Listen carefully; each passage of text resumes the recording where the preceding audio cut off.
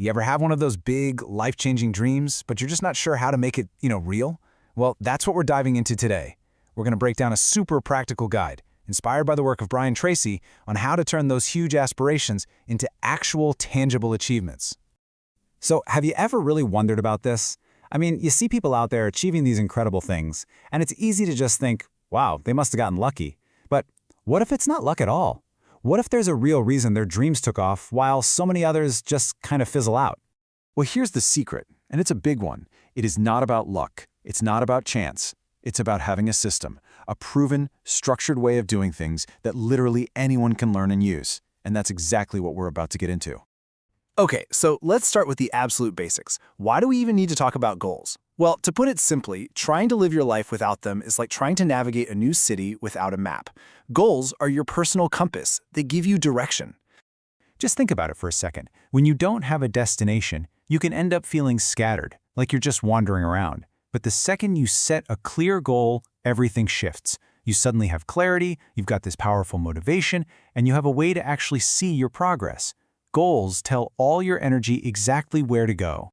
Now, knowing goals are important is one thing, but knowing how to set good goals, that is a whole different ballgame. The real trick is to take a vague wish and turn it into a target that's crystal clear. And probably the best way to do that is with this, the SMART framework. This is a game changer. Your goal has to be specific. What exactly is it? Measurable. How will you know when you've done it? Achievable. Can you actually do this? Relevant. Does it really matter to you? And finally, time-bound. When are you going to get it done? This slide just nails the difference, doesn't it? I want to be fit. I mean, that's a nice thought, but it's not a plan. Now, compare that to, I will run a 5K by June by training 3 times a week. You see that? One is just a fuzzy dream. The other? That's a destination with a clear path laid out right in front of you. All right, so once you've defined that super clear target, you need a roadmap to get you there. This is the part where that wish starts to feel really real, because now you're figuring out the how. And here's a step that sounds small, but is absolutely crucial. You have to write it down. I'm serious. The simple act of putting your goal on paper does something in your brain. It's not just a passing thought anymore, it's a solid commitment. It's like you're telling your subconscious mind, hey, pay attention to this. This is important.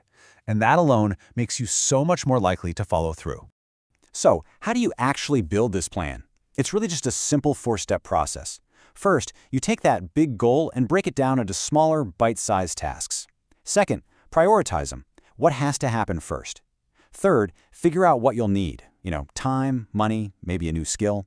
And fourth, and this one's really powerful, actually visualize yourself completing each one of those steps successfully. Okay, let's be real for a minute. The road to achieving anything worthwhile is never going to be a perfectly straight line. You're going to hit bumps. You're going to face challenges. The secret isn't avoiding them. It's knowing how to stay the course when things get tough. So here's your toolkit for being resilient. First, try to guess what obstacles might pop up. Next, build a support system. You need people in your corner. And please don't forget self-care. You can't run on empty. And if that big goal starts to feel overwhelming, just break it down into even smaller mini goals to keep that momentum going. And this part is so important. Reaching a goal isn't the finish line. It's not a one-and-done kind of thing.